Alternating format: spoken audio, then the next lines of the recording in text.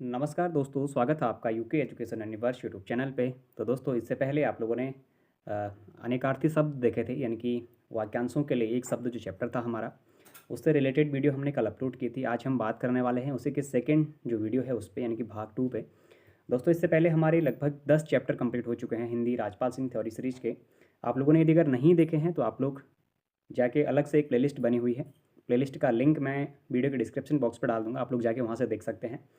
साथ ही आप लोग जब थ्योरी सेशन को कंप्लीट करते हैं तो आप लोग एमसीक्यू सीरीज को भी ज़रूर देखा करें, क्योंकि एमसीक्यू सीरीज हमारी थ्योरी सेशन से पहले ही वो कंप्लीट हो चुकी है। उसकी अलग से एक प्लेलिस्ट बनी हुई है, जिसका लिंक भी मैं वीडियो के डिस्क्रिप्शन बॉक्स पे दूंगा, आप लोग जाके वहाँ से देख सकते हैं। तो दोस्तों, अगर आज बात करेंगे हम अनेकार्थी शब्दों या फिर वाक्यांशों के लिए एक शब्द के पार्ट 2 पे, तो आज का पहला जो हमारा वाक्य है वो हमारा रहेगा, जो भेदा या तोड़ा ना जा सके। अब दोस्तों, भेदा या तोड़ा ना जा सके, अब भेदने के लिए तो हम अभेद्य शब्द का प्रयोग करेंगे, लेकिन जो तोड़ा ना जा सके या फिर जिसको तोड़ा ना जा सके तो उसके लिए हम अटूट शब्द का प्रयोग भी करते हैं। तो ध्यान रखिएगा, जो भेदा या तोड़ा ना जा सके उसके लिए हम अभेद शब्द का प्रयोग करते हैं। वहीं अगर दूसरे की बात करें, जो असत्य ना बोले, दोस्तों जो असत्य यानी कि जो जो क्या नहीं बोल रहा है, असत्य नहीं बोल रहा है, झूठ नहीं बोल रहा है, इस तरीके से देखेंगे तो उसको हम क्या कहेंगे दोस्तों, अमिथ्यावादी के नाम से उसको हम जानते हैं, जो हमारा असत्य नहीं बोलता है। वहीं जो असत्य बोलता हो, अब जो असत्य बोलता हो तो उसको हम मिथ्यावादी के रूप में जानेंगे, और जो नहीं बोलता हो असत्य उसको हम अमिथ्यावादी के रूप में जानेंगे। जो बीत चुका हो, तो दोस्तों जो बीत चुका हो वो हमारा अतीत होता है। हम बोलते हैं ना, अरे छोड़ो यार वो बीत चुका है, तो उस बीत को हम क्या कहते हैं, अतीत के रूप में हम उसका प्रयोग करते हैं, उस शब्द का प्रयोग करेंगे। फिर देखिएगा, जिस पर किसी का आतंक छाया हो, तो दोस्तों आतंक किसी का अगर छाया तो आतंकित शब्द वो हो जाएगा। जिसे व्यक्त न किया जा सके या फिर जिसे शब्दों द्वारा व्यक्त न किया जा सके वो क्या हो जाएगा, हमारा अव्यक्त हो जाएगा। ठीक हो गया, जिसे व्यक्त न किया जा सके या फिर जिसे शब्दों के द्वारा हम व्यक्त नहीं कर पाएंगे तो उसे हम अव्यक्त शब्द से प्रयोग करेंगे। जो क्षीण ना हो सके, तो दोस्तों अक्षय शब्द का प्रयोग हम उसके लिए करेंगे, यानी कि जो क्षीण नहीं हो पाएगा उसके लिए हम अक्षय शब्द का प्रयोग करेंगे। जिसका उच्चारण न किया गया हो, तो दोस्तों उच्चारण ही नहीं किया गया तो अनुच्चरित हो जाएगा। उसी तरीके से प्राणियों के पेट की वह थैली जिसमें भोजन पचता है, तो दोस्तों प्राणियों की वह थैली जिसमें हमारा क्या पचता है, भोजन पचता है, तो ये तो आप लोग लगभग हर कोई बता देगा। तो अमाशय में दोस्तों हमारा भोजन पचना शुरू होता है, यानी कि अमाशय में, अमाशय के बाद जो हमारी स्मॉल इंटेस्टाइन होती है, यानी कि जो छोटी आंत होती है, उसके बाद जाके भोजन का पाचन होना शुरू हो जाता है। वैसे तो मुंह से ही हमारा भोजन का पाचन होना शुरू हो जाता है। तो प्राणियों के पेट की बात कर रहा है, तो प्राणियों के पेट की वह थैली जिसमें भोजन पचता है, तो दोस्तों वो हमारी कौन सी हो गई, आमाशय के रूप में हम उसको जानते हैं। फिर देखिएगा, आभार मानने वाला जो व्यक्ति होता है उसको हम आभारी कहते हैं। और वहीं जो पान करने योग्य ना हो, यानी कि जो पान करने योग्य, कहने का मतलब जो पीने योग्य ना हो, तो उसको हम अपेय के रूप में उसका प्रयोग करेंगे। जो सबके मन की बात जानता हो, ठीक हो गया, जो सबके मन की बात जानता हो तो उसको हम अंतर्यामी के रूप में प्रयोग करते हैं। अरे यार तुम बड़े अंतर्यामी हो, सबके मन की बात को जान लेते हो, इस तरीके से हम प्रयोग करते हैं ना। तो जो सबके मन की बातों को जान लेता है उसको हम क्या बोलते हैं, अंतर्यामी के रूप में हम उसका प्रयोग करते हैं। फिर देखिएगा, जिसकी परिभाषा देना संभव ना हो, तो दोस्तों अब जिसकी परिभाषा ही अगर देना संभव नहीं है तो फिर वो अपरिभाषित ही कहलाएगा। मूल्य घटाने की जो क्रिया है उसको हम अवमूल्यन के रूप में प्रयोग करते हैं, और जिसका उत्तर न दिया गया हो तो अनुत्तरित शब्द के रूप में हम उसका प्रयोग करेंगे। अच्छा, रूप के अनुसार देखें तो अनुरूप बोल देंगे, और जो व्यय न किया जा सके, जैसे भी जिस पर व्यय न किया जा सके, जो व्यय न किया जा सके उसके लिए हम अव्यय शब्द का प्रयोग करेंगे। ठीक हो गया। फिर बात करते हैं नेक्स्ट की, तो देखिएगा, जो इधर उधर से घूमता फिरता आ जाए। अब जो इधर उधर से घूमता फिरता आ जाए तो उसे हम क्या कहते हैं, आगुंतक के रूप में हम उसका प्रयोग करते हैं। ठीक हो गया। अब देखिएगा, अब जिसके आने की तिथि का हमें पता ना हो तो उसको हम क्या कहते हैं, तो अतिथि के रूप में जानते हैं। अगर जो इधर उधर से घूमता फिरता आ जाए उसे हम आगुंतक कहते हैं। इस तरीके से आप उनका प्रयोग करिएगा। जिसके बारे में कोई निश्चित ना हो, यानी कि जिसके बारे में कोई निश्चित ना हो तो अनिश्चित शब्द का प्रयोग हम उसके लिए करेंगे। खोज करने वाला, तो अन्वेक्षक के रूप में हम खोज करने वाले का प्रयोग करते हैं। वहीं अगर जो हमारा डाटा या फिर किसी चीज़ का लेखा जोखा करता है उसके लिए हम अंकेक्षक का प्रयोग, अंकेक्षण का प्रयोग कर रहे थे, अंकेक्षक का प्रयोग करते हैं, आप लोगों ने देखा होगा। वहीं खोज करने वाले के लिए हम अन्वेक्षक का प्रयोग कर रहे हैं। फिर देखिएगा, जिसका कोई अर्थ ना हो, तो दोस्तों अर्थहीन चीज़ है तो हम उसके लिए अर्थहीन शब्द का प्रयोग करेंगे। जो समय पर ना हो तो दोस्तों असामयिक शब्द का प्रयोग हम उसके लिए करेंगे। और जो प्राप्त ना हो तो उसके लिए हम अप्राप्य शब्द का प्रयोग करेंगे। फिर देखिएगा, जो विश्वास करने योग्य ना हो, अब दोस्तों जो विश्वास करने योग्य ही नहीं है तो उसके लिए हम अविश्वसनीय शब्द का प्रयोग करेंगे। और वहीं देखा जाए तो अधिकार या फिर कब्जे में आया हुआ, तो दोस्तों उसको हम क्या कहते हैं, अधिकृत बोलते हैं, यानी कि यह तो सरकार के अधिकृत क्या है, जमीन है। इस तरीके से जब हम प्रयोग करते हैं तो अधिकार या फिर कब्जे में आया हुआ जो हमारा होता है उसके लिए हम अधिकृत शब्द का प्रयोग करेंगे। फिर देखिएगा दोस्तों, आलोचना करने वाला, तो दोस्तों जो आलोचना करेगा तो वो आलोचक कहलाएगा। और जो अपने पैरों पर खड़ा हो तो दोस्तों आत्मनिर्भर, आप भी होना चाहते हैं ना अपने पैरों पर खड़े, तो सेम वही चीज़ है। जो अपने पैरों पर खड़ा हो तो वो क्या होगा, आत्मनिर्भर होगा। जिसका कभी अंत ना हो तो वो क्या हो जाएगा, हमारा अनंत हो जाएगा। ठीक हो गया, जिसका कभी अंत ना हो वो हमारा अनंत के रूप में जाना जाएगा। जिसे भुलाया ना जा सके, तो दोस्तों जिसे हम भुलाया नहीं जा सकता है, अविस्मृति। अविस्मृति यानी कि अविस्मृति कहने का मतलब है जिसे हम कभी भुला नहीं सकते या फिर जिसे भुलाया ना जा सके। ठीक हो गया। जो स्वयं का मत मानने वाला हो, तो दोस्तों जो आत्मभिमत होता है, यानी कि आत्मभिमत कहने का मतलब है वो क्या करेगा, केवल खुद के ही मत को मानेगा। यानी कि अकड़ू टाइप का जो आदमी होगा तो स्वयं के मत को मानने वाला, तो उसको हम क्या कहेंगे, आत्मभिमत आदमी है करके उसका प्रयोग करेंगे। जो शोक करने योग्य ना हो, तो दोस्तों अशोच्य हो गया, जिसमें हम शोक ना कर सके। तो अब अशोच्य कहने का मतलब ये नहीं कि हम उस पर सोच नहीं रहे हैं। अशोक का मतलब है कि उसमें शोच्य से उसका हमने प्राय लिया हुआ है। जो आदर करने के योग्य हो, तो दोस्तों आदरणीय शब्द का प्रयोग हम उसके लिए करेंगे। और जो व्यय न किया जा सके उसके लिए हम अव्यय शब्द का प्रयोग करेंगे। इससे पहले एक बार आया था, आप लोगों को दोबारा ये कन्फर्म हो गया होगा। फिर देखिएगा, जिसका किसी भी प्रकार से उल्लंघन नहीं किया जा सके, तो दोस्तों अनुल्लंघनीय शब्द का प्रयोग हम उसके लिए करेंगे। क्योंकि उसका उल्लंघन नहीं किया जा रहा है तो उसके लिए हम क्या करेंगे, अनुल्लंघनीय शब्द का प्रयोग करेंगे। फिर देखिएगा, जो सदा नहीं जा सके, अब दोस्तों जो सदा नहीं जा सके या फिर जो सहा नहीं जा सके, तो जो असहाय हो जाएगा। ठीक हो गया, जिसको सह नहीं सकते तो असहाय, आप कहते हैं ना मेरे को असहाय पीड़ा हो गई है, कहने का मतलब है कि आप उस दर्द को सह नहीं पा रहे हैं, आपको इतनी पीड़ा हो गई। कहने का मतलब है कि जो सहा ना जा सके उसको हम अशहा के रूप में उसका प्रयोग करेंगे। ठीक हो गया। जो गिना नहीं जा सके, तो दोस्तों जो गिना ना जा सके तो अनगिनत शब्द का प्रयोग हम उसके लिए करेंगे। फिर अगणित शब्द का प्रयोग हम उसके लिए कर देंगे। जिसका पार नहीं पाया जा सके, अब जिसके पार या फिर जिसका पार नहीं पाया जा सका तो अपार शब्द का प्रयोग उसके लिए कर देंगे। उद्योग से संबंध रखने वाला तो औद्योगिक हो जाएगा। और जिसमें धैर्य ना हो तो दोस्तों वो हमारा अधीर हो जाए। अब अधैर्य नहीं होगा, बल्कि उसके लिए हम किसका प्रयोग करेंगे, अधीर शब्द का प्रयोग करेंगे। ठीक हो गया। अच्छा, उसके बाद अगर देखा जाए किसी आधार पर टिका हुआ, तो दोस्तों हमारा क्या कहलाता है, किसी आधार पर टिका हुआ हमारा अवलंबित शब्द का प्रयोग हम उसके लिए करते हैं। नीचे की ओर जिसका मुंह हो, तो दोस्तों उसके लिए हम अधोमुख शब्द का प्रयोग करते हैं।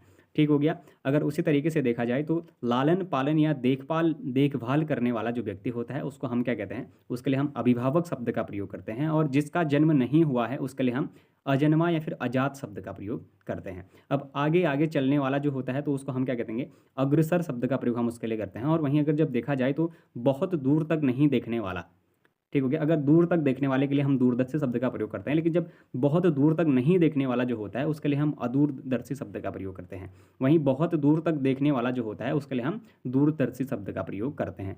कंठ तक डूबा हुआ, तो दोस्तों आकंठित मग्न, यानी कि आकंठिनी मग्न शब्द प्रयोग हम करेंगे। जब कंठ तक डूबा हुआ होगा तो अतिथि सत्कार की भावना को हम क्या कहेंगे, आतिथ्य शब्द से हम उसका प्रयोग करते हैं। फिर देखिए, किसी आधार पर निर्मित, अब दोस्तों किसी आधार पर जो निर्मित होगा तो हमारा क्या हो गया, आधृत हो जाएगा। अगर उसके लिए हम किस शब्द का प्रयोग करेंगे, आधार पर जो निर्मित हमारा है उसको हम आधृत शब्द कहेंगे। और वहीं अगर बात करें ईश्वर, धर्म और दर्शन, आत्मा में रुचि रखने वाली जो प्रवृत्ति होती है उसको हम आध्यात्मिक कहते हैं। अच्छा, जो ईश्वर है या फिर अपने धर्म में है, दर्शन या फिर आत्मा में अगर कोई क्या कर रहा है, अगर भरोसा रख रहा है या उस पर रुचि कर रहा है, तो उसको हम क्या बोलेंगे, आध्यात्मिक या फिर प्रवृत्ति शब्द का प्रयोग हम उसके लिए करते हैं। जिसकी आलोचना की जाए, अब दोस्तों जिसकी आलोचना की जाए तो उसको हम आलोच्य शब्द से उसका प्रयोग करते हैं। और जिसकी आलोचना की जा चुकी हो, अच्छा जिसकी आलोचना हमारी क्या करी हो, की जा चुकी हो, पहले तो हम क्या करेंगे, जिसकी आलोचना करेंगे तो उसको हम आलोच्य कहेंगे। और जिसकी आलोचना की जा चुकी हो उसको हम क्या कहते हैं, आलोचित कहते हैं। ठीक हो गया। आलोचित और आलोच्य में फ़र्क होता है, ये आप लोग समझिएगा। आलोचना करने वाला जो होता है वो हमारा आलोचक शब्द से हम उसका प्रयोग करते हैं। और जिसकी आश्वासन दिया जा सके, यानी कि जिसको आश्वासन हम देंगे तो उसको हम क्या कहेंगे, आश्वस्त कहेंगे। ठीक हो गया। आप क्या करते हैं, यदि प्रशासन के पास जाते हैं तो प्रशासन आपको क्या देता है, आश्वासन देता है।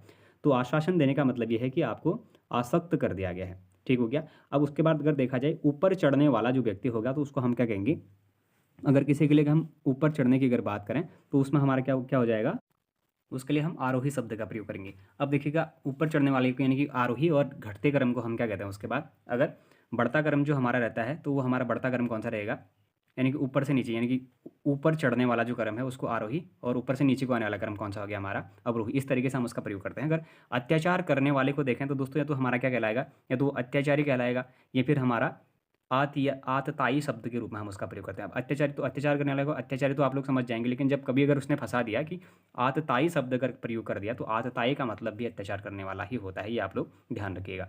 निंदा न किया हुआ, जिसकी निंदा नहीं की जाए तो वो हमारा क्या हो जाएगा दोस्तों, अगर देखा जाए तो अग्रहित हो जाए, या फिर जिसकी निंदा न की जा सके वो अनिंदनीय हो जाएगा। इस तरीके से हम उसका भी प्रयोग कर लेंगे। और जो सब कुछ उदारता से देना चाहता हो, अगर सब कुछ उदारता से देना चाह रहा है तो क्या करेगा वो, औदार्यदाता के रूप में हम उसको जानेंगे। पहाड़ के ऊपर की जो समतल भूमि है तो उसको हम क्या कहेंगे, अधित्यक्ता के रूप में हम उसका प्रयोग करते हैं। इससे पहले ये अधित्यक्ता जो शब्द है ये पूछा गया है दोस्तों, ध्यान रखिएगा। पहाड़ के नीचे की जो समतल या पर्वत तलहटी जो क्षेत्र होता है उसको हम क्या कहते हैं, तो दोस्तों पहाड़ के नीचे या फिर जो समतल तलहटी जो क्षेत्र होता है उसको उपत्यका के नाम से जाना जाता है। ये क्वेश्चन भी इससे पहले पूछा जा चुका है, ये दोनों ही पूछे जा चुके हैं, इंपॉर्टेंट है दोनों ही, ध्यान रखिएगा। पहाड़ के ऊपर की जो समतल भूमि है उसको हम क्या कहते हैं, अधित्यक्ता के रूप में जानते हैं, और पहाड़ के नीचे की जो समतल भूमि है उसको हम उपत्यका के नाम से जानते हैं। तो दोनों ही हमारे इंपॉर्टेंट हैं। दो पहाड़ों के बीच के जो खाली स्थान है उसको क्या कहा जाता है, तो दोस्तों दो पहाड़ हैं उसके बीच में अगर कोई खाली स्थान है तो वो घाटी के रूप में ही जानी जाएगी। पहाड़ के नीचे का जो स्थान है उसको हम क्या कहते हैं, तो उसको हम गिरपात के रूप में जानते हैं। उसी तरीके से जो शब्द या फिर जो कुछ काल के लिए नियुक्त किया गया हो तो उसको हम क्या कहेंगे, कुछ काल के लिए कहने का मतलब कुछ समय के लिए, तो अंशकालिक के रूप में हम उसका प्रयोग करेंगे। और जो आधी अवधि तक काम करता है तो दोस्तों आधी अवधि तक अगर कोई काम कर रहा है तो अर्धकालिक के रूप में हम उसका प्रयोग करेंगे। फिर देखिएगा, अगर बात करें दोस्तों आगे अर्धकालिक की बात की, तो वर्षा का ना होना। अब दोस्तों वर्षा अगर नहीं हो रही है तो उसको हम क्या कहेंगे, अनावृष्टि कहेंगे। ठीक हो गया, अगर वर्षा नहीं हो रही है तो उसको हम क्या कहेंगे, अनावृष्टि कहेंगे। लेकिन बहुत कम बरसात होना के लिए हम किस शब्द का प्रयोग करेंगे, तो दोस्तों अल्पवृष्टि शब्द का प्रयोग हम उसके लिए देखने को मिलेगा। अब अगर वर्षा ना होना तो अनावृष्टि हो जाएगा, और बहुत कम बरसात हो रही है तो अल्पवृष्टि हो जाएगी, और वर्षा होना कहने का मतलब क्या हो जाएगा, हमारी वृष्टि हो जाएगी। ठीक हो गया। अच्छा, वर्षा की अधिकता के लिए हम अतिवृष्टि शब्द का प्रयोग करते हैं, जो इससे पहले हमारा पूछा गया है। जो इंद्रियों के ज्ञान से परे हो तो दोस्तों अतीन्द्रिय हो जाएगा। इंद्रियों द्वारा जिसका ज्ञान हो तो उसके उसके लिए आपका क्या हो जाएगा, जो इंद्रियों के ज्ञान से परे हो अतीन्द्रिय हो जाएगा। अब अगोचर शब्द का प्रयोग भी इसके लिए हमने पहले किया था, तो वो क्या हो जाएगा, जो इंद्रियों द्वारा ना जाना जा सके उसके लिए हम अगोचर या फिर अतीन्द्रिय शब्द का प्रयोग भी करते हैं। तो जिसकी कोई कीमत ना हो सके तो उसके लिए अमूल्य शब्द का हम प्रयोग करते हैं। जिसकी कोई कीमत ही नहीं है तो वो अमूल्य हो जाएगा, और जिसकी कीमत बहुत अधिक हो तो वो बहुमूल्य हो जाएगा। उसी तरीके से जो कहा ना गया हो तो उसके लिए अकथनीय हो गया, और वहीं अकथित या फिर जो वचन या वाणी द्वारा न कहा जा सके तो उसको हम अकथनीय हो जाएगा। यानी कथन या फिर किसी वाणी के द्वारा अगर हम किसी को नहीं कह पा रहे हैं तो हमारा क्या हो जाएगा, अकथनीय हो जाएगा। फिर अगर देखा जाए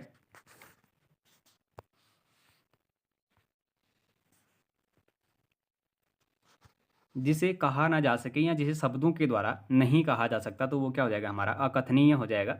जो कहने योग्य है तो कथ्य या फिर कथनीय हो जाएगा।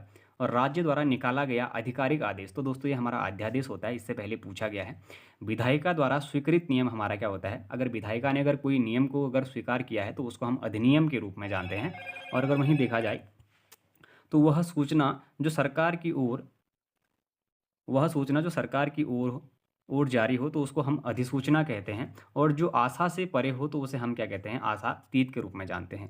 जो गुणों से परे हो तो दोस्तों उसको हम गुणातीत के रूप में जानते हैं। और जिसकी आशा न की गई हो उसको हम अप्रत्याशित के रूप में, यानी कि आपसे हमें ऐसी आशा न थी, कहने का मतलब ये है कि अप्रत्याशित शब्द का प्रयोग हम उसके लिए करेंगे। अब आशा जगाने वाला तो शब्द है, तो आशा जगाने वाला के लिए हम आशाजनक के रूप में या फिर आशाजनक के रूप में ही हम उसको जानेंगे। और आशा या उम्मीद रखना कहने का मतलब है आशान्वित शब्द का प्रयोग हम उसके लिए करते हैं। वहीं अगर देखा जाए तो पैर से लेकर मस्तक तक के लिए जो शब्द है उसके लिए हम अपाद मस्तक शब्द का प्रयोग करते हैं। फिर देखिएगा, जिसकी भुजाएं या बाहें घुटनों तक लंबी हो तो उसके लिए हम अजान बाहु शब्द का प्रयोग करते हैं। जो छूने योग्य ना हो तो दोस्तों उसको हम अछूत शब्द से उसका प्रयोग करते हैं। और जो छुआ ना जा गया हो तो उसको हम अछूता शब्द के लिए प्रयोग करेंगे। जिस पर आक्रमण हो या फिर हुआ हो तो उसको हम आक्रांत शब्द का प्रयोग करते हैं। और जिस पर आक्रमण न किया गया हो तो अनाक्रांत शब्द का प्रयोग हम उसके लिए करेंगे। फिर देखिएगा, जिसने आक्रमण किया हो या फिर जिसने दूसरे पर आक्रमण किया हो तो वो हमारा क्या हो जाएगा, आक्रांता के रूप में हम उसको जानेंगे। और वहीं पृथ्वी ग्रह तारों आदि का जो स्थान है उसको हम क्या कहते हैं, अंतरिक्ष के रूप में हम उसको जानते हैं। फिर देखिएगा, आकाश और पाताल, धरती और आकाश के मध्य का जो स्थान है उसको हम क्या कहते हैं, आकाश और पाताल, धरती और आकाश के मध्य का जो स्थान है उसको हम अंतरिक्ष के रूप में जानते हैं। वहीं पृथ्वी, चंद्रमा, सूर्य के मध्य का जो स्थान है दोस्तों उसको भी हम किसके रूप में जानेंगे, अंतरिक्ष के ही रूप में हम उसको भी जानेंगे। ठीक हो। जिसके आने की कोई तिथि ना हो या फिर जिसके आने की निश्चित तिथि ना हो तो उसके लिए हम किसका प्रयोग करते हैं? तो उसके लिए दोस्तों हम अतिथि शब्द का प्रयोग करते हैं। ठीक, अतिथियों के आने का कोई समय नहीं होता है। तो जिसको बुलाया गया हो, तो दोस्तों जिसको बुलाया गया है या फिर जिसे बुलाया गया है तो उसके लिए हम आहूत शब्द का प्रयोग करेंगे, और जिसे बुलाया ना गया हो उसके लिए हम अनाहूत शब्द का प्रयोग करते हैं। अच्छा दोस्तों, वैध संतान की अगर बात करें तो औरस हमारा होता है, वहीं अवैध संतान की बात करें तो जारस होता है। अब ये ध्यान दीजिएगा, क्योंकि इससे पहले औरस जो शब्द है इसका प्रयोग किया गया है। तो जो वैध संतान होता है, वैध कहने का मतलब है जो आपका लीगल होगा, लीगल जो आपकी क्या होगी, जो बच्चा है आपका, जो चाइल्ड है, उसके लिए आपकी और शब्द का प्रयोग किया जाएगा। लेकिन जो अवैध, जो इलीगल है, यानी कि उसके या तो पिता का पता नहीं है या फिर कुछ अन्य इसमें क्रियाएं हो सकती हैं, तो अवैध जो संतान होगी उसके लिए हम जारस पुत्र का प्रयोग करते हैं। फिर देखिएगा, जिसके बराबर कोई दूसरा ना हो, तो दोस्तों जिसके बराबर कोई दूसरा ना हो तो हम उसके लिए अद्वितीय शब्द का प्रयोग करते हैं, और जिसकी उपमा न की जा सके उसके लिए हम अनुपम या फिर अनुपमेय शब्द का प्रयोग करते हैं। फिर देखिएगा, विशिष्ट अवसर पर विशिष्ट लोगों के समक्ष सामने दिया जाने वाला विद्वतापूर्ण भाषण हमारा क्या कहलाता है? तो दोस्तों ये क्या है? विशिष्ट अवसर पर जो दिया जा रहा है या फिर सभी के समक्ष जो हमारी क्या कही जाएगी, विद्वतापूर्वक जो भाषण दिया जाएगा उसको हमारा अभिभाषण के रूप में जाना जाएगा।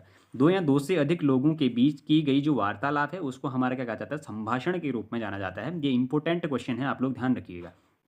दो या दो से अधिक लोगों के बीच की जाने की जो वार्तालाप है उसको ही हमारा क्या कहा जाता है? संभाषण कहा जाता है। और किसी की कही हुई बात का दोहराना या फिर कथो कथोपकथन करना, तो उसको हमारा अनुभाषण शब्द के रूप में जाना जाता है। ईश्वर वेदों में विश्वास करने वाला तो हमारा आस्तिक हो गया, यानी कि जो ईश्वर पर क्या कर रहा है? विश्वास कर रहा है, उसको हम आस्तिक कहेंगे। और जो ईश्वर पर विश्वास नहीं करता है उसको हम क्या कहेंगे? नास्तिक शब्द के रूप में हम उसका प्रयोग करेंगे। जो धन को व्यर्थ खर्च करता हो उसके लिए हम अपव्ययी शब्द का प्रयोग करते हैं, और जो धन को कम खर्च करता है उसके लिए हम मितव्ययी शब्द का प्रयोग करते हैं। अच्छा, आदि से अंत तक का जो हमारा समय होता है उसको हम अधोपांत या फिर आघात शब्द से हम उसका प्रयोग करते हैं, और आदि से अंत तक के लिए हम उसका अघत शब्द का प्रयोग उसका हम देखने को मिलता है। फिर देखिएगा, जिसका आदि व अंत ना हो, तो दोस्तों के लिए हम अनंत या फिर अनागंत शब्द का प्रयोग करते हैं। जिसे जीता ना जा सके, तो दोस्तों अजेय शब्द का प्रयोग हम उसके लिए करेंगे, और जिसे पराजित ना किया जा सके तो अपराजेय शब्द का प्रयोग हम उसके लिए करेंगे। फिर देखिएगा, जिसे कठिनाई से जीता जा सके, तो दोस्तों हमारा कठिनाई से जीतने के लिए हम उसका दुर्जेय शब्द का प्रयोग करेंगे, और जो आगे दूर की ना सोचता हो तो उसके लिए हम अदूरदर्शी शब्द का प्रयोग करेंगे। जो आगे दूर की सोचता हो तो दोस्तों अग्रसोची या दूरदर्शी के लिए हम उसका प्रयोग करेंगे, और जो इंद्रियों की पहुंच से परे हो तो दोस्तों इंद्रियातीत शब्द का हम उसके लिए प्रयोग करेंगे। जिसकी इच्छा की जाए तो दोस्तों इच्छित शब्द का प्रयोग करेंगे, और जिसकी या फिर किसी वस्तु से परे तो दोस्तों इतर शब्द का प्रयोग हम उसके लिए करते हैं। जो इंद्रियों को के बस या फिर इंद्रियों को बस में कर ले तो इंद्रिय फिर निग्रहवान के रूप में हम उसका प्रयोग करते हैं। इतिहास जानने वाला हमारा इतिहास विज्ञ या फिर इतिहासविद या फिर इतिहासकार के रूप में जाना जाता है। अगर फिर देखा जाए दोस्तों तो क्या कहता है, किसी घटनाओं का कालक्रम से किया गया जो वृत्त है वो हमारा इतिवृत्त कहलाता है, और इतिहास जानने वाला इतिहासज्ञ के रूप में जाना जाता है। ईर्ष्या के योग्य जो होता है वो ईर्ष्यु के रूप में जाना जाता है, और वहीं नीले रंग का कमल हमारा इंदिवर शब्द के रूप में जाना जाएगा। ये इंपॉर्टेंट है दोस्तों, नीले रंग का जो कमल है उसको हमारा इंदिवर के रूप में जाना जाता है। ये थोड़ा सा इंपॉर्टेंट देखने को मिलेगा। पूर्व एवं उत्तर के बीच का जो कोण है वो ईशान कोण, उत्तर पूर्व इतना ही पर्याप्त है कहने का मतलब है। इत्यल्म शब्द का प्रयोग हम उसके लिए करते हैं, और पूर्व एवं दक्षिण के बीच का जो कोण है उसको हम आग्नेय कोण या फिर अग्नि कोण या फिर दक्षिण पूर्व के रूप में हम उसका प्रयोग करते हैं। उसी तरीके से उत्तर एवं पश्चिम के बीच का जो कोण है उसको हम वायव्य कोण या फिर उत्तर पश्चिम के रूप में प्रयोग करते हैं, और दक्षिण एवं पश्चिम के बीच का जो कोण है उसको हम नैऋत्य कोण या फिर दक्षिण पूर्व कोण के रूप में हम उसका प्रयोग करते हैं। दोस्तों ये हमारे चारों ही बहुत इंपॉर्टेंट हैं, आप लोग इसको ध्यान रखिएगा। ये चारों आपके कभी भी एग्जाम में पूछे जा सकते हैं, ये आप लोग ध्यान रखेंगे। उसके बाद देखिएगा, नीचे का जो आपका एक चार्ट दिया हुआ है उस चार्ट के माध्यम से इसने आपको समझाने का प्रयास किया है। जो आपका उत्तर पश्चिम है दोस्तों, जो ये वाला एरिया है उत्तर पश्चिम का, इसको ये वायव्य कोण के रूप में जानता है, और जो आपका उत्तर पूर्व है इसको ये ईशान कोण के रूप में बता रहा है। और आपका अगर दक्षिण पश्चिम की बात करें तो दोस्तों दक्षिण पश्चिम में आपका नैऋत्य कोण, और आपका वहीं दक्षिण पूर्व की अगर बात करें तो इसको हमारा आग्नेय कोण के रूप में जान रहा है। तो आप लोगों को इस चीज़ को याद करने की आवश्यकता है, क्योंकि ये काफ़ी इंपॉर्टेंट जो दिशाओं से संबंधित वाले क्वेश्चंस होते हैं, ये तो वन वर्ड सब्स्टिट्यूट में इनको काफ़ी इंपॉर्टेंट दृष्टि से देखा जाता है। फिर देखिएगा, अगर बात करें जो इस लोक से संबंधित हो, तो दोस्तों जो इस लोक से संबंधित है तो उसको हम ऐहिक या फिर अहलौकिक से संबंधित जो शब्द है उसका प्रयोग करते हैं। और जो इस लोक की बात करता हो तो यहीं जो इस लोक की बात हो तो उसके लिए हम लौकिक शब्द का प्रयोग करते हैं। इस लोक संसार से संबंध रखने वाला जो होता है उसको हम लौकिक शब्द में उसका प्रयोग करते हैं, और जो इस लोक संसार में संभव ना हो उसके लिए हम अलौकिक शब्द का प्रयोग करते हैं। जो इस लोक संसार से बाहर की बातें हों तो उसको हम अलौकिक कहते हैं। और उसी तरीके से देखा जाए तो इस संसार से संबंध, जिसका संबंध इस संसार या संसार के विषयों से हो तो उसे हम सांसारिक शब्द के रूप में प्रयोग करते हैं। तो देखिएगा दोस्तों, इस लोक से संबंधित रहने वाले को हम क्या कहेंगे, अहलौकिक इहलौकिक कहेंगे। लेकिन जो परलोक से संबंधित रखता है तो उसको हम पारलौकिक शब्द के रूप में उसका प्रयोग करते हैं। इंद्र की पत्नी, तो दोस्तों इंद्र की पत्नी या फिर सची हम शब्द का प्रयोग करते हैं पत्नी के लिए, तो इंद्राणी शब्द का हम उसमें देखने को प्रयोग मिलता है। वहीं अगर जिसने इंद्र को जीत लिया हो तो दोस्तों इंद्रजीत शब्द का प्रयोग हम उसके लिए करते हैं। अब इंद्रियों को भ्रमित करने वाला, तो दोस्तों इंद्रिक जालिक, यानी कि इंद्रिक जालिक आपको पता है जो इंद्रियों को भ्रमित कर देता है उसी को हमारा इंद्रिक जालिक के रूप में प्रयोग करते हैं। और हवन में जलाने वाली जो सामग्री हमारी होती है उसी को हम क्या कहते हैं, हवि शब्द के रूप में हम उसका प्रयोग करते हैं। ये आप लोग याद रखिएगा। हवन में जलाने वाली जो लकड़ी है उसको हमारा समिधा के रूप में प्रयोग किया जाता है। जिस तरीके से दोस्तों आप लोगों ने देखा होगा, यानी कि शादी विवाह में जो मंडप बनाया जाता है उसको किस रूप में जाना जाता है, तो खोड़िया के रूप में जाना जाता है। तो आप लोगों के लिए ये भी काफ़ी इंपॉर्टेंट रह सकता है आगे के एग्जामों में कि हवन में जलाने वाली जो लकड़ी है उसको हमारा समिधा के रूप में जाना जाता है। ये आप लोग याद रखेंगे। ऊपर की ओर उछला हुआ, तो दोस्तों उसको हमारा उच्छिप्त के रूप में हम उसका प्रयोग करते हैं। और वहीं अगर उपकार जो करने वाला व्यक्ति है हमारा, उसको हम उपकारी के रूप में जानते हैं। तो देखिएगा, उत्तेजित कर देने वाला, तो दोस्तों उत्तेजित कर देने वाला जो हमारा होता है उसे हम क्या कहते हैं, उत्तेजक के रूप में जानते हैं। और उदाहरण के रूप में रखा हुआ, तो दोस्तों उदाहृत जो शब्द है उसके लिए हम प्रयोग करते हैं। जिसका चरित्र उदार है तो दोस्तों उदार चरित्र के रूप में हम उसका प्रयोग करते हैं। और ऊपर कहा हुआ, तो दोस्तों उपर्युक्त, यानी कि ऊपर कहा हुआ के लिए हम उपर्युक्त शब्द का प्रयोग करते हैं। किसी की हंसी उड़ाना के लिए हम उपहास शब्द का प्रयोग करते हैं। और जिसका मन जगत से उचट गया हो तो उसके लिए हम उदासीन शब्द का प्रयोग करते हैं।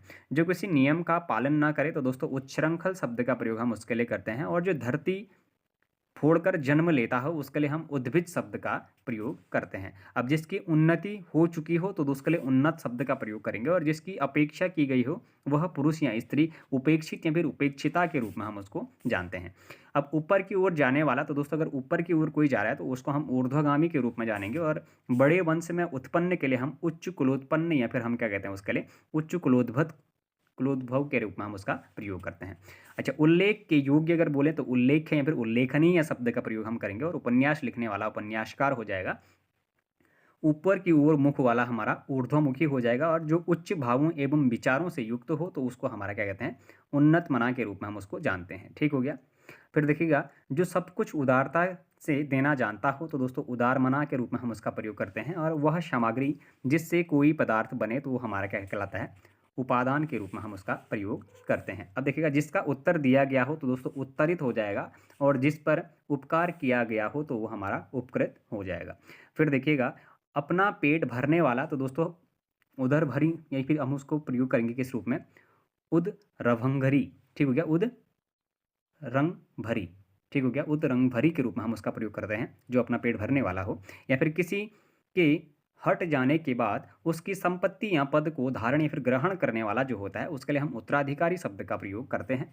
फिर देखिएगा, किसी के बाद उसकी संपत्ति या पद को ग्रहण करने वाला वो भी हमारा क्या कहलाएगा, उत्तराधिकारी ही कहलाएगा। और या फिर छाती के बल चलने वाला, उरग, यानी कि हम सांप से अगर पर्यायवाची शब्द अगर आप देखेंगे तो उरग हमारा सांप का पर्यायवाची शब्द होता है जो क्या करता है, छाती के बल चलता है। तो उर्ग के बल चलने वाला जो होगा वो हमारा उरग के रूप में जाना जाएगा। अब फिर देखिएगा, ऊंचे स्वर के उच्चारण किया गया या फिर उच्चारण किया हुआ तो दोस्तों हमारा क्या हो जाएगा, ऊर्ध्वोच्चारित के रूप में हम उसका प्रयोग करेंगे। जो पेट के बल चलता हो तो दोस्तों उदरचर के रूप में, फिर हमने इससे पहले प्रयोग कर लिया था उसका। किसी एक पर आस्था या श्रद्धा करने वाला तो एक निष्ठ के रूप में जाना जाएगा। और अन्य से संबंधित न रखने वाला तो हमारा एकानिष्ठक के रूप में हम उसका प्रयोग करेंगे। ठीक हो गया। फिर देखिएगा, दिन भर में एक बार भोजन करने वाला तो एकाहारी के रूप में हम उसका प्रयोग करेंगे। और इस प्रकार की, यानी कि इस प्रकार की के लिए हम क्या करेंगे, एकादशी शब्द का प्रयोग हम करते हैं। जिसमें किसी एक ही अंग पर जोर दिया गया हो तो दोस्तों एकांगी शब्द का प्रयोग हम उसके लिए करते हैं। और जिसका ध्यान एक ही वस्तु पर लगा हो तो एकाग्र। और वहीं भौतिक सुख सुविधा समृद्धि से युक्त जो होता है हमारा वो ऐश्वर्यशाली के रूप में हम उसका प्रयोग करते हैं। तो दोस्तों आज हमने लगभग फिर से 2 से 250 जो हमारे वन वर्ड सब्स्टिट्यूट हैं, यानी कि जो अनेकार्थी शब्द हैं, उन पर डिस्कस किया।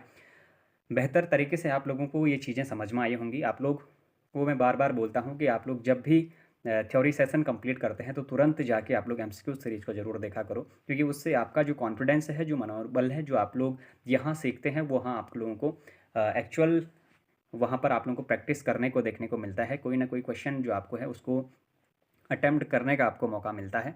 तो आप लोगों के क्वेश्चन वहाँ पर कितने सही हो रहे हैं, कितने गलत हो रहे हैं, आप लोगों ने चैप्टर से कितना सीखा, वो चीज़ों का अनुभव आपको वहाँ पर होता है। तो आप लोग जाके उस एमसीक्यू सीरीज़ को भी ज़रूर देखा करें। उसकी प्लेलिस्ट के लिंक मैं वीडियो के डिस्क्रिप्शन बॉक्स पर डाल दूँगा, आप लोग वहाँ से उनको ज़रूर देख लें।